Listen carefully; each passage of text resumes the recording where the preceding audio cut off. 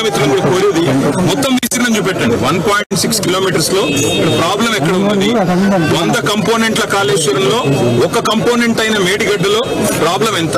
చిన్న ప్రాబ్లం ని భూతద్దంలో పెట్టి మొత్తం కాళేశ్వరమే నిష్ఫలం, కాళేశ్వరమే 1,00,000 కోట్లు కొట్టుకుపోయిందనే చిల్లర ప్రచారం ఏదైతే చేస్తున్నారో రాష్ట్ర ప్రభుత్వానికి విజ్ఞప్తి. మా మీద కోపం అంటే రాజకీయంగా వైరం ఉంటే తీర్చుకోండి, కానీ దాన్ని రిపేర్ చేసే అవకాశం ఉందని నిపుణులు చెప్తున్నట్టు రిపేర్ చేయండి.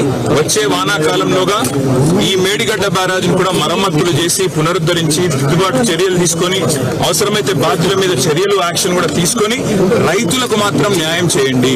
నీళ్లు ఇప్పటికే నీళ్లు లేక పంటలు ఎండిపోయే పరిస్థితి కరీంనగర్ లో వచ్చింది, ఇతర జిల్లాల్లో వస్తూ ఉన్నది. తప్పకుండా మీరు నీళ్లు కనుక లిఫ్ట్ చేస్తే లాభం జరుగుతుంది.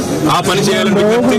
అదేవిధంగా అధికారులతో నిపుణులతో కమిటీ వేయండి, రిపోర్ట్ తీసుకోండి, సత్వరమే దిద్దుబాటు చర్యలు చేపట్టి వరద వచ్చే నాటికల్లా బరాజ్ను మళ్ళీ సేఫ్ స్టేట్. మా డిమాండ్ రైతుల మీద పగబట్టకండి, రాష్ట్రం మీద పగబట్టకండి. పగబడితే కోపం అంటే రాజకీయంగా మా మీద తీర్చుకోండి, ఇబ్బంది లేదు. కానీ ఇవాళ 1.6 కిలోమీటర్ బరాజులో 50 మీటర్లలో సమస్య ఉంటే అదేదో ఎప్పుడూ జరిగిందన్నట్టు మాట్లాడడం కరెక్ట్ కాదు. అడెం ప్రాజెక్ట్ ఇదివరకు మీరు కాంగ్రెస్ గవర్నమెంట్ లో ఉన్నప్పుడు కట్టినారు, 2 సార్లు కొట్టుకొని పోయింది. గుండ్లవాగు 2 సార్లు కొట్టుకుపోయింది. ఎన్నో ప్రాజెక్టులు 1-2 కదా చెప్తే సాగర్ లో లీకేజీలు వచ్చినాయి, శ్రీశైలంలో వచ్చినాయి. కానీ మేమన్నాడు రాజకీయంగా మాట్లాడలేదు. కానీ ఈ రోజు ప్రభుత్వానికి కోరేది నిపుణుల సలహాలు తీసుకోండి, పునరుద్ధరించండి, రాజకీయం బంద్ చేయండి. మీరు అధికారంలో ఉన్నారు, దయచేసి దిద్దుబాటు చర్యలు తీసుకొని సత్వరమే రిపేర్ చేయాలని విజ్ఞప్తి. ఇప్పుడు మన ఇరిగేషన్ ఎక్స్పర్ట్స్ కూడా వచ్చినారు, వారిని మాట్లాడాల్సిందిగా.